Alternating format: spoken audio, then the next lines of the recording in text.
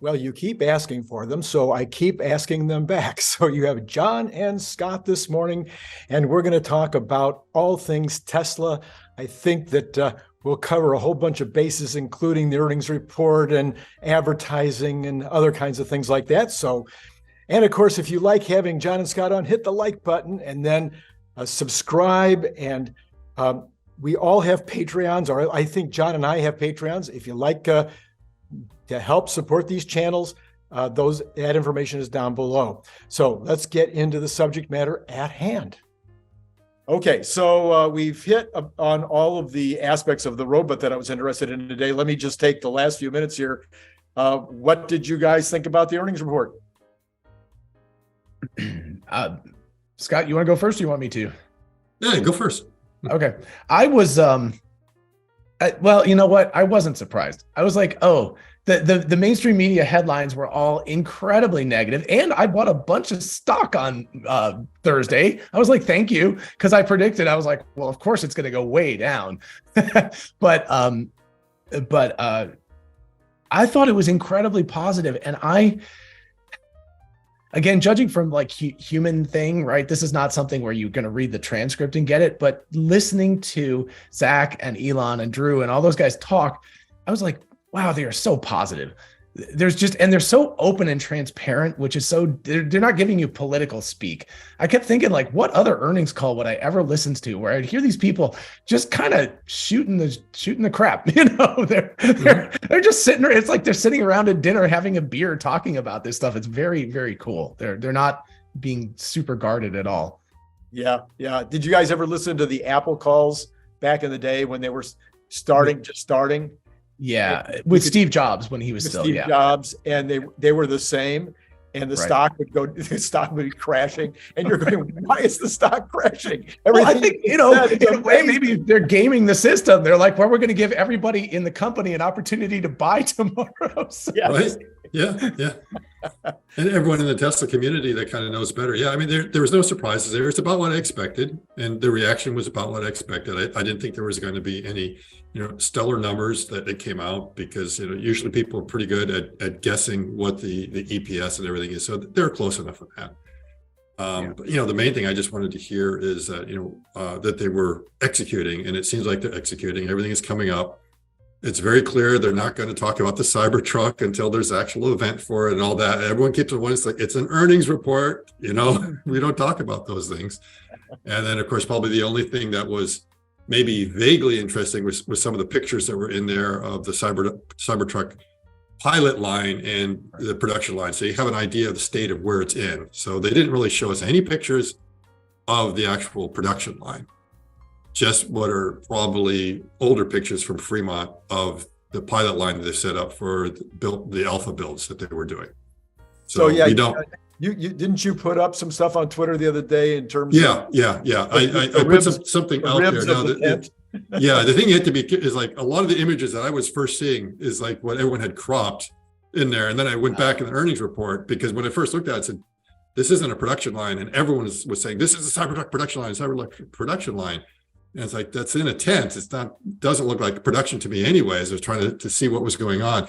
Then I went back to the earnings report, and sure enough, it's labeled up there, pilot line, made sure to put that out there. It does say pilot line on here. And the only part that says production line is the preparation of the tooling for it. And you can see the GigaPress is kind of maybe in a 50% state of assembly at that point. So that is not operational yet, at least when they took the pictures. So I think it's probably in a much better state. They just don't want to show us yet. And we have no idea whether it's going to be a traditional assembly line or whether the unbox process is going to be used. You couldn't tell very much from those pictures. It's just that, they're able to build Cybertrucks, and they know how to build them in a tent, and they're building them manually. And probably the biggest thing that everyone was excited about was that rather large scuba tank. Right. And it looked like an oversized scuba tank to me that everyone's assuming is probably for the air suspension. Oh, I see. Oh, wow. Yeah. So, carrying that, obviously it's light enough that an individual can carry it. And it's definitely very long. And Tesla never does anything that without having sort of two purposes to it. So they need the air supply. And I think didn't they have like air supply in one of the in the S or X? Yeah, because Sandy Monroe had mentioned something about how they had integrated it into actually one of the cross members. So maybe that same thing is kind of going on there, which is why they went for a long cylindrical air supply rather than like a spherical one, which just gets kind of bulky and in the way and you can't do much with it. Right. The one thing that gave me a little bit of pause was when Drew was talking about the 4680s. They were a little cagey about where they were versus where they wanted to be. And it's a pretty critical technology, especially for the Cybertruck, because that is, I think, even with the Semi, they managed to redo it with 2170s, but I think the Cybertruck is pretty much married to the 4680s. But they did, he was saying like, we're married to the structural thing. So I'm almost wondering if they're working on an alternative structural battery pack with 2170s or something, at least just in case. But that was the one thing that I took out of that where I was like, it doesn't seem to be progressing quite as fast as they wanted it to. Well, now they did say just a month ago that I don't think it was a Tesla specific thing. Somebody was being interviewed. I can't remember. I think that no, they were very much within their guideline for where they wanted to be on 4680. But the guideline might look like this. Yeah, it might, the bottom and the top, and they maybe don't. So it was because Drew talked about it. Since he's battery man, yeah. it's like if he says something that was the exact tone and the fact that he said he didn't say married to, but we're still behind the structure. I was like, still, that's interesting. If everything's going hunky-dory, you're not still behind it. That's when you have your problems with your relationship where you're like, we're still love each other. It's like, that's not a good sign. Something's, funky there. So maybe one of the two of you being more scientific than me might have, and I didn't mean to put that in quotes because you really are more scientific than me. Anyway, I didn't quite understand is the idea that the product that's going to come out of the plant in Corpus Christi is going to be a completely different chemistry that will be better for the cathode production. And they're maybe potentially waiting or partially waiting for that to be produced. I was unable to understand exactly because I thought it was just, I mean, there is kind of like a gold standard lithium refined ore state, unless they've got something new. But I mean, it's a pretty simple chemical in the end. I mean, it's not lithium carbonate. What is it? It's like is it lithium hydroxide? Lithium hydroxide. I mean, yeah. So it's three atomic elements in there. So I don't know. Maybe it's just to a higher standard or something. The feeling I had is that they were just going to do it for less cost. Okay. That maybe would help keep the cost down. And meanwhile, I think yesterday, the day before, Chile decided to nationalize the lithium mines, and it caused a bunch of lithium mines or companies in that space their stocks to crash. So I guess it means they're out of it, but then I don't know what that actually means to the price of lithium. So is like the price of lithium going to start to go back up now that the nationalization is happening there or not? So I think they're just trying to find some sort of stability in the pricing of the lithium and then maybe get it at a slightly higher quality because of the way they're producing it. So it seems like there's a lot of steps these things go through. You first get this, and then it goes over here, and they do something else with it, and then they finally do something else to get it in the cathode form. And I think they're trying to cut one of the steps out. You could hear them saying, we don't want to do this. They literally said that several times. They're like, please, somebody else do this for us. We don't have time to like mess with this too, but they have to. So, but that part of it seemed really upbeat to me that they were progressing on that. So that they didn't seem like there was any issues with that lithium refinery that they're going to be doing in Corpus Christi. So that's moving ahead. So I know up till now, people were wondering what's going on. It's like, oh, we don't see anything. They're not building anything here yet. It's like, yep, that's what they said. They're getting ready to break ground in May. And there'll probably be like every other Tesla project that once they break ground, they start moving pretty fast. But you can't break ground if you don't have a good plan yet, and you don't have the permits. Yeah.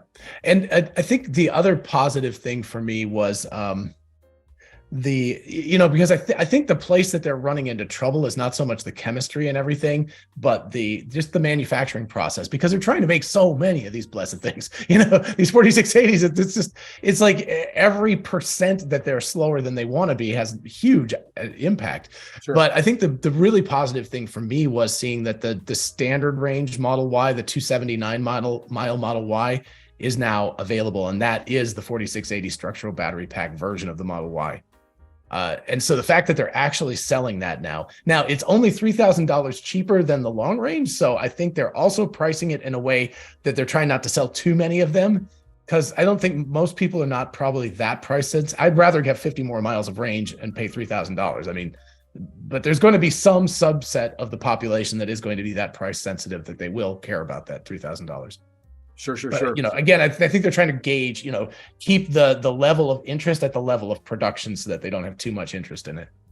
So I may be going completely outside of both of your comfort zones here, but I'll just ask really quickly what your take is, just as intelligent guys, maybe, with regard to advertising versus not advertising.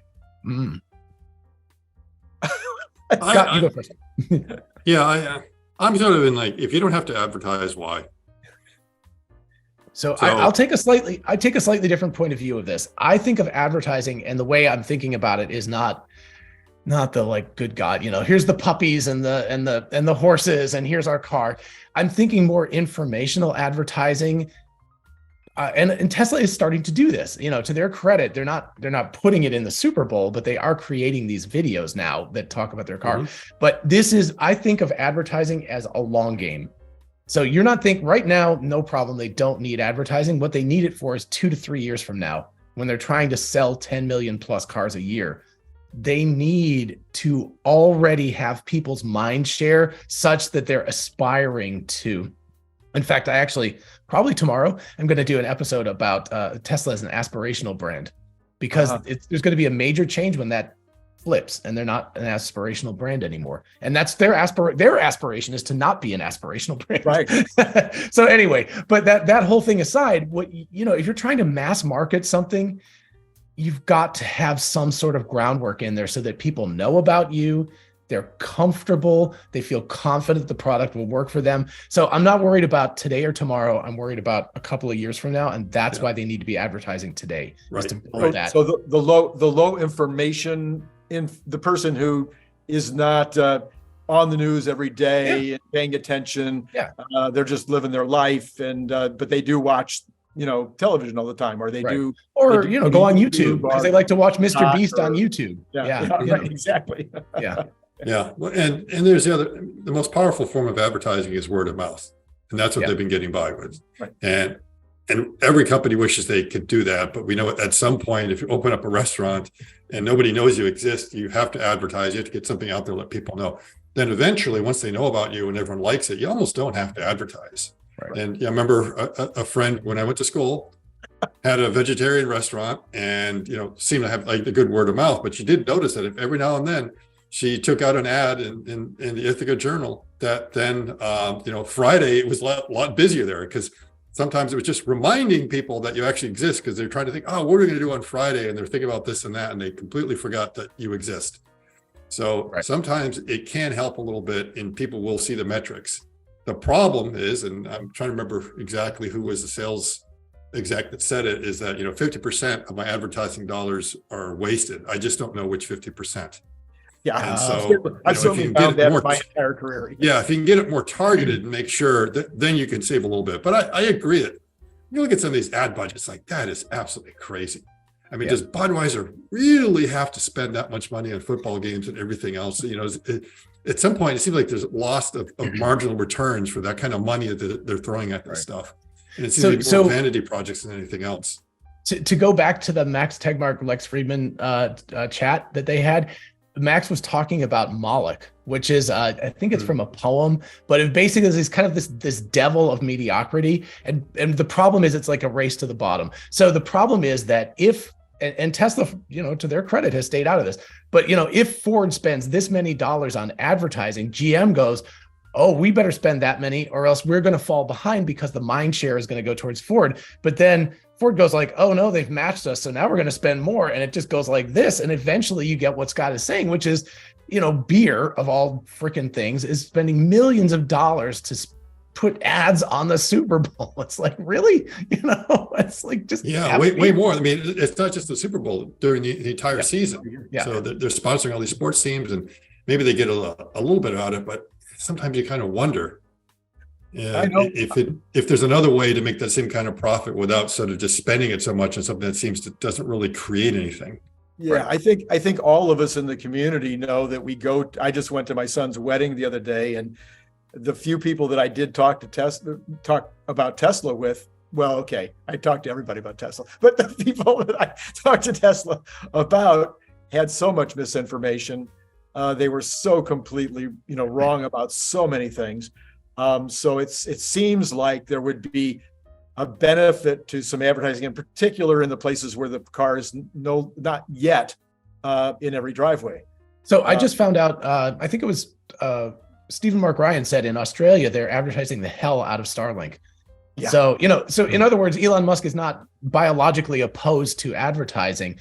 But what you're saying exactly, Randy, is what I'm talking about is the long game. Right now, they have enough interest, but what's happening is I can see it in the US, the country, and I think, Scott, you had actual experiences of driving. The country is bifurcating. There's like a pro-Tesla group of people and an anti-Tesla group. And it's like, you got to start working on that group of people, the anti-Tesla, anti-EV group, and say, this car is cheaper to buy than a Camry. Informational stuff. It doesn't have to be ridiculous and like all this like pulling at your heartstrings, but just give people the information so they can make decisions that are good and not misinformed. And if they choose to do something else, yeah, that's fine, whatever. But at least they knew. They just need some wild and crazy person on TikTok, and it'll be over. They'll own the. Elon on TikTok would be a scary thought. It's my favorite visual right now is having Tesla actually paying money to advertise on TikTok. That is way at the top of my list. Well, as always, it was great to have John and Scott on, and if you liked having those guys talk to you about all things Tesla, hit the like button.